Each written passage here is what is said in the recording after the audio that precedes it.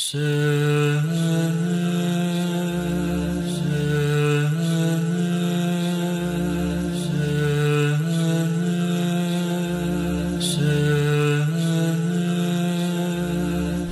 باللہ من الشیطان اللعین الرجیم بسم اللہ الرحمن الرحیم الحمد للہ الذی نور قلوبنا بولاء الاولیاء والصلاة والسلام على سید الانبیاء وعلى علی سید الاوصیاء وعلى فاطمة سيدة النساء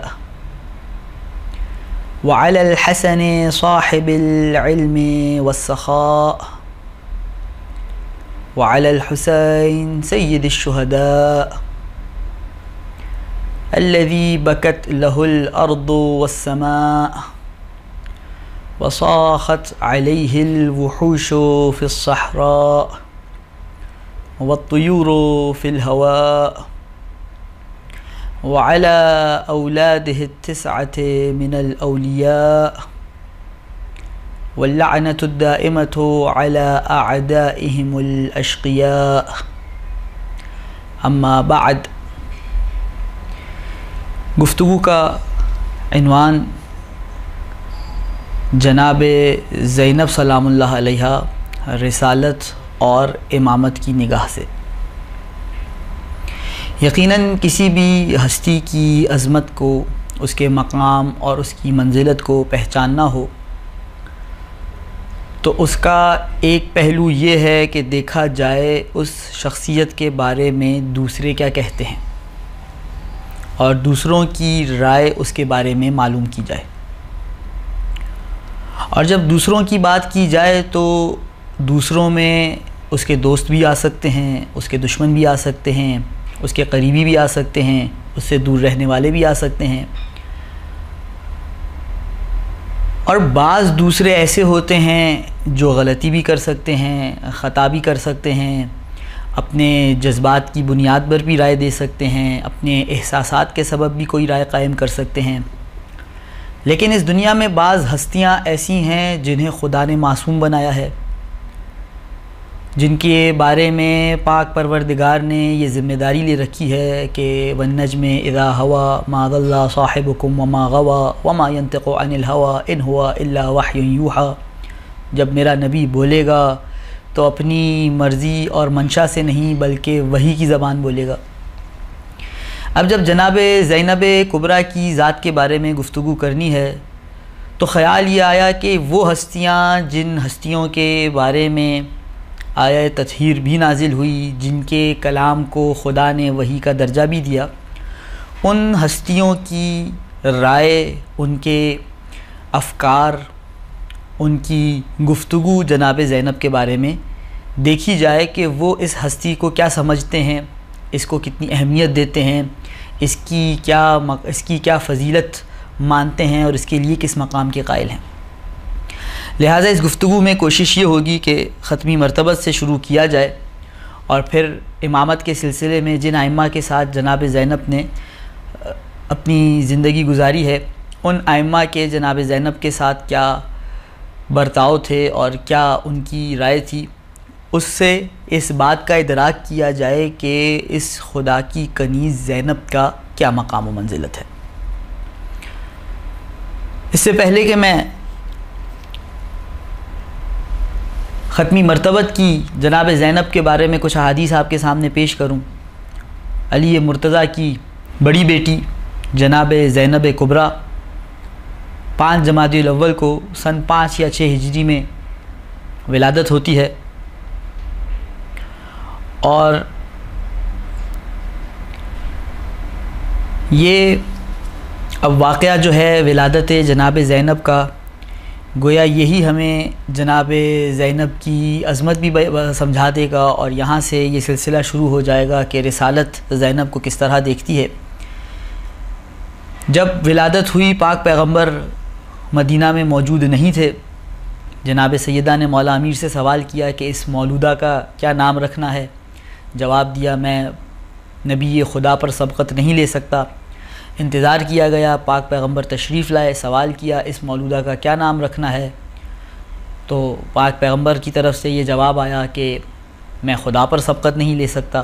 جبریل امین خدا کا پیغام لے کر محمد مصطفیٰ پر نازل ہوتے ہیں، سمِ ہذہ المولودۃ زینب، اے محمد اس مولودہ کا نام زینب رکھ دیجئے۔ فقد اختار اللہ لہا ھذا الاسم، خدا نے زینب کے لیے، اس مولودہ کے لیے یہ نام منتخب کر رکھا ہے۔ اب دیکھیے خدا نے اس بیٹی کے لیے زینب کا نام منتخب کیا ہے۔ اب اس بیٹی کی فضیلت ہمیں یہیں سے سمجھ آ جائے گی جب ہم لفظ زینب پہ غور کریں گے، تو ہمیں زبیدی اپنی کتاب تاج العروس میں یہ لکھتے نظر آئیں گے کہ زینب در حقیقت لفظ بنا ہے دو الفاظ سے مل کے، زین اور اب۔ زین مطلب زینت، اب مطلب والد۔ زینب یعنی اپنے والد کے لیے باعث زینت۔ اور یہ خداوند کیا ارشاد فرما رہا ہے، جبریل کیا پیغام لے کر آ رہے ہیں، فقد اختار اللہ لہا ھذا الاسم، اے محمد مصطفیٰ اس بیٹی کے لیے خدا نے یہ اسم منتخب کیا ہے۔ گویا زبان توحید ہمیں یہ بتلا رہی ہے کہ اس کائنات میں علی مرتضیٰ کے لیے زینت کا سبب اگر کوئی ذات بن سکتی ہے تو وہ زینب کبریٰ کی ذات ہے۔ اور اس کے بعد کیا خیالات ہیں، کیا الفاظ ہیں پاک پیغمبر کے اس ہستی کے بارے میں۔ رسول خدا کی یہ حدیث ہے جناب زینب کی ولادت کے وقت، اوصیکم بہا، اے لوگو میں تمہیں اس نومولودہ کے بارے میں وصیت کرتا ہوں کہ اس کا خیال رکھنا۔ کیوں ہے اللہ کے رسول، فَإِنَّهَا شَبِيهَةُ جَدَّتِهَا خدیجہ، یہ اپنی دادی، یہ اپنی نانی خدیجہ کی مانند ہے۔ زینب کبریٰ کو رسول خدا خدیجہ کی مانند قرار دے رہے ہیں، اور خدیجہ کے ساتھ رسول خدا کی کیا محبت تھی، کیا الفت تھی، کیا تعلق تھا، خدیجہ کی کیا قربانیاں تھیں۔ اگر اس گفتگو میں داخل ہوں تو یہ ایک الگ موضوع بن جائے گا۔ گویا زینب بھی اسی طرح جس طرح خدیجہ نے دین کے لیے قربانیاں دے رکھی ہیں، یہ زینب بھی ویسی ہی قربانیاں دیں گی۔ جس طرح خدیجہ سے ختمی مرتبت کی ایک محبت اور الفت تھی، زینب سے بھی اسی انداز کی محبت اور الفت ہوگی۔ اور پھر اس کے بعد ختمی مرتبت ارشاد فرماتے ہیں، ان من بکا علیہا وعلی مصائبہا یکون ثوابہ کثواب من بکا علی اخویہا، جو زینب پر گریہ کرے گا، زینب کے مصائب کو یاد کر کے آنسو بہائے گا، اسے خدا وہی ثواب دے گا جو حسن اور حسین پر آنسو بہانے والے کا ثواب ہے۔ اور سید الشہداء پر گریے کے حوالے سے کیا روایات ہیں؟ روایت میں آیا کہ لکل شیء ثواب لکل شیء اجر، ہر چیز کا ایک مقدار میں اجر ہے، الا الدمعۃ فینا، سوائے ہمارے لیے بہائے جانے والے آنسو کے کہ اس کا اجر کسی مقدار میں محصور نہیں ہے۔ یہ ہے مقام زینب کا ختمی مرتبت کی حدیث کی روشنی میں، کہ زینب کا نام لے کے اگر کوئی شخص آہ بھرتا ہے، آنسو بہاتا ہے، تو جس طرح مولا حسین کے بارے میں آنسو بہانے کے لیے کہا گیا کہ من بکا او ابکا او تباکا فلہ الجنہ، جنت اس کے لیے لازم ہے، اسی طرح زینب پہ گریہ کرنے والے کے لیے بھی جنت لازم ہے۔ یہ رسالت کی نگاہ میں زینب کا مقام اور منزلت ہے۔ اس کے بعد اگر ہم امامت کی طرف بڑھیں تو 4 امام، پہلے امام امیر المؤمنین علیہ السلام، مولا حسن علیہ السلام، مولا حسین علیہ السلام، اور امام زین العابدین علیہ السلام، جن کے ساتھ زینب کبریٰ نے اپنی زندگی کے مختلف حصے گزارے ہیں، کیا رائے رکھتے ہیں، کیا جذبات رکھتے ہیں، کس قدر تعظیم اور اکرام کرتے ہیں زینب کا۔ میں بہت تیزی سے ان 4 ائمہ کی زندگی کا ایک ایک منظر آپ کے سامنے پیش کروں گا تاکہ میں اور آپ زینب کبریٰ کی منزلت کو سمجھنے کی کوشش کر سکیں۔ مولا امیر کس طرح جناب زینب کا اکرام کرتے ہیں۔ یحییٰ مازنی راوی کا نام ہے، اور یہ شخص وہ ہے جو مدینہ میں، جب مولا امیر خاندان اہل بیت مدینہ میں رہائش پذیر تھے کوفہ جانے سے پہلے، اس وقت مولا امیر کا پڑوسی ہوا کرتا تھا۔ اب یہ دیکھیے، یہ یحییٰ مازنی بیان کر رہا ہے کیا عزت اور اکرام کرتے تھے امیر المومنین زینب کی۔ فلا واللہ ما رأیت لہا شخصا ولا سمعت لہا صوتا، خدا کی قسم میں علی کے پڑوس میں رہا، میرا گھر ان کے گھر کے پاس تھا، لیکن مجھ یحییٰ نے کبھی بھی زینب کی نہ آواز سنی نہ زینب کی طرف نگاہ پڑی۔ اچھا، کیا یہ ماجرا ہے؟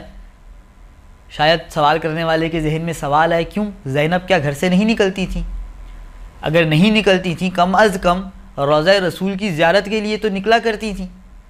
اب راوی روایت آگے بیان کرتا ہے، وَكَانَتْ إِذَا أَرَادَتِ الْخُرُوجِ لِزِيَارَةِ جَدِّهَا رسول اللہ، جب زینب نانا محمد مصطفیٰ کی زیارت کا ارادہ کرتی تھیں، تخرج لیلاً، انتظار کیا جاتا تھا یہ سورج کا چراغ بجھ جائے، رات کا حجاب لگ جائے، پھر زینب کبریٰ گھر سے نکلا کرتی تھی۔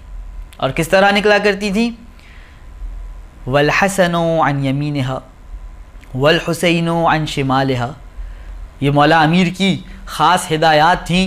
حسن زینب کے دائیں جانب ہوا کرتے تھے، حسین زینب کے بائیں جانب ہوا کرتے تھے، وَأَمِيرُ الْمُؤْمِنِينَ أَمَامَهَا، خود علی ابن ابی طالب بنفس نفیس زینب کے آگے چلا کرتے تھے۔ یہ ہے زینب کبریٰ کا علی کی نگاہ میں احترام۔ اور جب روایت کہتی ہے، یحییٰ مازنی نقل کرتا ہے، جب روضہ رسول کے قریب پہنچتے تھے تو علی مرتضیٰ خود بڑھ کر روضہ رسول پر جلتے ہوئے چراغ بجھا دیا کرتے تھے۔ یہ عملی طور پہ علی زینب کا احترام کر کے دکھا رہے ہیں۔ ایک مرتبہ مولا حسن نے سوال کیا، بابا جان آپ چراغ کیوں بجھا دیتے ہیں؟ جواب دیا، اخشا ان ینظر احد الی شخص اختک زینب، مجھے یہ خوف ہے، باہر تاریکی ہے، روضہ رسول پر چراغ کی وجہ سے روشنی ہے، کہیں ایسا نہ ہو کوئی باہر سے دور سے تمہاری بہن زینب کی پرچھائی دیکھ لے، میں لہٰذا چراغ کو بجھا دیتا ہوں کہ اندر بھی تاریکی ہو جائے اور اس تاریکی کے حجاب میں زینب محمد مصطفیٰ کی زیارت انجام دیں۔ یہ ہے وہ اکرام، احترام جو امیر المومنین علیہ الصلاۃ والسلام زینب کبریٰ کا کر کے دکھا رہے ہیں عملاً۔ مولا حسن کے ساتھ کیا ماجرا رہا، میں صرف ایک ایک منظر ہر امام کی سیرت میں سے پیش کر رہا ہوں تاکہ ایک معینہ مدت کے اندر ایک نتیجہ آپ کی خدمت میں پیش کر دوں۔ اب دیکھیے یہ مولا حسن کا جو میں واقعہ پیش کرنے لگا ہوں، جس طرح مولا حسن نے بی بی زینب سے اظہار محبت اور ان کی تکریم اور احترام کیا ہے۔ انسان جب اس دنیا سے جا رہا ہوتا ہے تو ظاہر ہے اسے سب سے زیادہ اپنی فکر ہوتی ہے، یا یہ فکر ہوتی ہے کہ میرے مر جانے کے بعد گھر والوں کا کیا ہوگا۔ ایک عجیب سی کیفیت ہوتی ہے، ایک عجیب سا ماحول ہوتا ہے۔ یہ روایت شاید آپ امام حسن علیہ الصلاۃ والسلام کی مصائب کی کتابوں میں یا مجالس میں سن چکے ہوں کہ جب مولا کو زہر دے دیا گیا اور مولا کے جگر کے ٹکڑے قے کے ذریعے جسم سے باہر آ رہے تھے اور جو سامنے ایک تشت تھا اس میں گر رہے تھے، اب آپ دیکھیے کیا تکلیف ہے، کیا جسمانی تکلیف ہے، کیا ذہنی دباؤ ہے کہ مولا اس دنیا سے جا رہے ہیں، کم سن بیٹے ہیں، بیوائیں ہیں۔ اس سارے ماحول میں جب مولا جسمانی اور ذہنی طور پر اس قدر تکلیف اور دباؤ میں ہیں، پتہ چلا کہ زینب کبریٰ تشریف لا رہی ہیں۔ اب دیکھیے احترام، امامت کس طرح زینب کا احترام کر رہی ہیں۔ میرے مولا نے حکم دیا کہ یہ جو تشت میرے سامنے ہے اسے اٹھا کر کہیں دور رکھ دیا جائے۔ کیوں؟ مولا کا جسم تکلیف میں ہے، جگر کے ٹکڑے کٹ کٹ کے قے کے ذریعے باہر آ رہے ہیں، خون جاری ہے۔ اس سب کے باوجود ان سب مشکلات اور تکالیف کے باوجود میرے مولا کو جب پتہ چل رہا ہے زینب تشریف لا رہی ہیں، حکم دیتے ہیں اس تشت کو ہٹا دیا جائے، کہیں ایسا نہ ہو اس تشت میں میرے جگر کے ٹکڑے دیکھ کر زینب برداشت نہ کر سکیں۔ اللہ اکبر، کیا محبت ہے یہ کیا احترام ہے کہ مولا کے اپنے جگر کے ٹکڑے کٹ رہے ہیں، لیکن مولا کو فکر یہ ہے کہ کہیں میری بہن زینب یہ دیکھ کر برداشت نہ کر سکے، غمزدہ ہو جائے، آزردہ ہو جائے، کہیں ایسا نہ ہو، لہٰذا یہ یہاں سے ہٹا دیے جائیں۔ اس طرح میرے مولا نے آخری دم تک اپنی بہن زینب کا اکرام اور احترام کیا ہے۔ ہمارے تیسرے امام مولا حسین علیہ السلام جس طرح پاک پیغمبر کے بارے میں اور جناب سیدہ کے بارے میں روایت ہے کہ جب جناب سیدہ محفل میں تشریف لاتی تھیں پیغمبر اٹھ کر احترام کرتے تھے، انہیں اپنی جگہ پر بٹھاتے تھے، اسی طرح جناب زینب اور مولا حسین کے بارے میں بھی یہ ہمیں ملتا ہے کہ جب زینب کسی محفل میں تشریف لایا کرتی تھیں، یہ عصمت کی شہزادی جب کسی محفل میں آتی تھی امامت بلند ہو جاتی تھی، بڑھتی تھی، استقبال کرتی تھی، اپنی جگہ پر بٹھاتی تھی۔ میرے تیسرے امام اٹھ کر زینب کو اپنی جگہ پر بٹھایا کرتے تھے۔ اور ایک جگہ تو یہاں تک میں نے پڑھا کہ ایک مرتبہ ایسا ہوا جب زینب تشریف لائی ہیں اور تیسرے امام تلاوت قرآن میں مصروف ہیں۔ دیکھیے قرآن کا اپنا ایک خاص احترام ہے، قرآن کا اور دسترخوان کا یہ آداب میں سے ہے، تہذیب کا حصہ ہے۔ ہمارے بزرگوں نے یہ تعلیم دی ہے کہ کوئی بڑا آئے تو انسان احترام میں کھڑا ہو جاتا ہے، لیکن اگر قرآن کی تلاوت ہو رہی ہو اور کوئی بڑا داخل ہو تو کیونکہ قرآن کا احترام زیادہ ہے لہٰذا اس آنے والے کے احترام میں کھڑا نہیں ہوا جائے گا۔ اب یہ دیکھیے کہ سید الشہداء قرآن کی تلاوت کر رہے ہیں، یہ قرآن ناطق ہے جو قرآن صامت کی تلاوت کر رہا ہے، اور اس محفل میں زینب کبریٰ تشریف لاتی ہیں، میرے مولا اس قرآن کو بند کر کے پھر بھی زینب کے احترام میں کھڑے ہوتے ہیں۔ شاید یہی سمجھانا چاہ رہے ہیں نا کہ دیکھو یہ قرآن جس کی میں تلاوت کر رہا ہوں یہ قرآن صامت ہے، اور یہ جو ہستی آ رہی ہے یہ بھی قرآن ناطق کا ہی ایک پارہ ہے۔ میرے مولا اٹھ کے احترام کرتے ہیں، حتیٰ کہ قرآن چھوڑ کر بلند ہو کر احترام کرتے ہیں۔ یہ ہے تیسرے امام کا سیدہ زینب کے ساتھ احترام کا رشتہ۔ اور چوتھے امام، کیا کہنے کہ چوتھے امام کو تو عصر عاشور بچانے والی ہستی ہی زینب کبریٰ تھی۔ اور دیکھیے یہ گواہی ہے، یہ زبان عصمت سے جاری ہونے والی گواہی ہے جو جملہ میں چوتھے امام کا آپ کی بارگاہ میں پیش کرنے لگا ہوں۔ جناب زینب سے خطاب کرتے ہوئے فرماتے ہیں انتی بحمد اللہ عالمۃ غیر معلمہ وفہمۃ غیر مفہمہ۔ اے پھوپھی زینب خدا کی تعریف ہے اس بات پر، دیکھیے خدا کی تعریف ہے اس بات پر کہ آپ ایسا علم رکھنے والی ہیں جسے کسی نے تعلیم نہیں دی، اللہ اکبر، اور آپ ایسی سمجھدار ہیں جسے کبھی کسی نے سمجھایا نہیں۔ یہ امامت، عصمت کی حامل امامت کی زبان زینب کی علم و فراست کی گواہی دے رہی ہے، اور یہی علم تھا کہ خلافت مولا امیر کے زمانے میں کوفہ میں زینب کے باقاعدہ دروس تفسیر قرآن ہوا کرتے تھے۔ کوفہ کی خواتین آ کر زانو ادب طے کیا کرتی تھیں، زینب کبریٰ سے علم کی بھیک لیا کرتی تھیں۔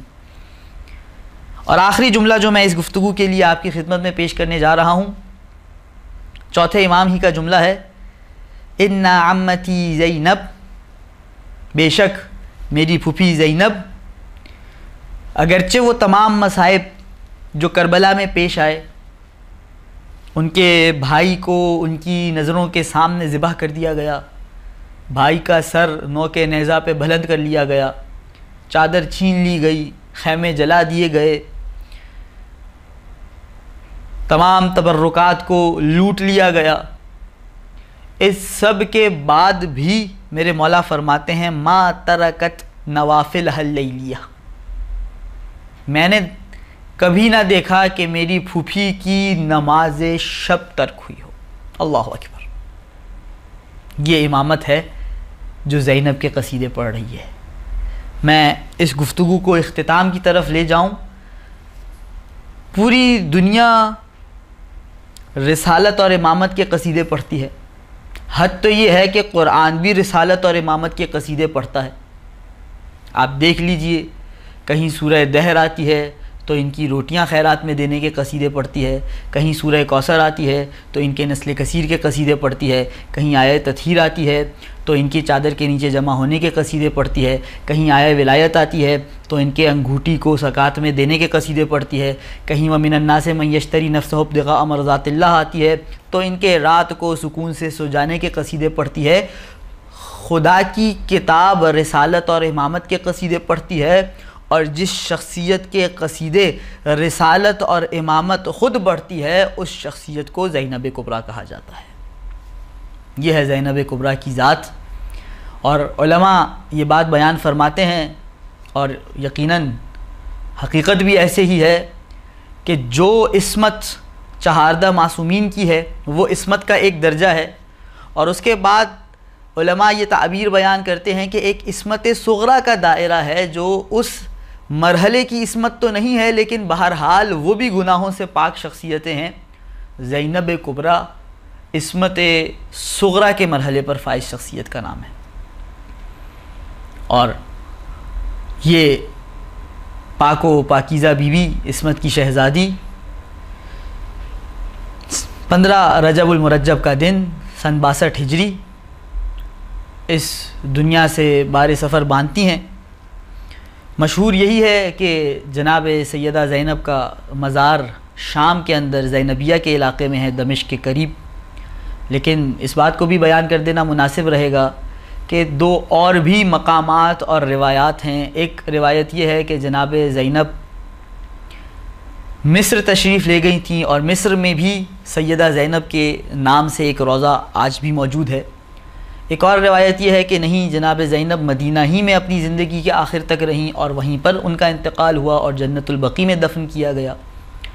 لیکن جو زیادہ مشہور روایت ہے علماء میں بھی اور عوام میں بھی وہ یہی ہے کہ مکہ میں مدینہ میں قحط سالی آئی، اور جناب زینب کے شوہر جناب عبداللہ ابن جعفر شام میں ان کی کچھ زمینیں تھیں، لہٰذا شام کی طرف ہجرت فرمائی جناب زینب نے، اور پھر شام میں اس دنیا سے رخصت ہوئیں اور وہیں پر انہیں مدفون کر دیا گیا۔ خدا کی بارگاہ میں اس دعا کے ساتھ اس گفتگو کو تمام کرتے ہیں کہ پالنے والے تمام مقامات مقدسہ کی، بالخصوص روضہ دختر علی زینب کبریٰ کی سعادت کا شرف ہم سب کو نصیب فرما۔ وآخر دعوانا ان الحمدللہ رب العالمین۔ اللہم صل علی محمد وآل محمد وعجل فرجہم واحشرنا معہم۔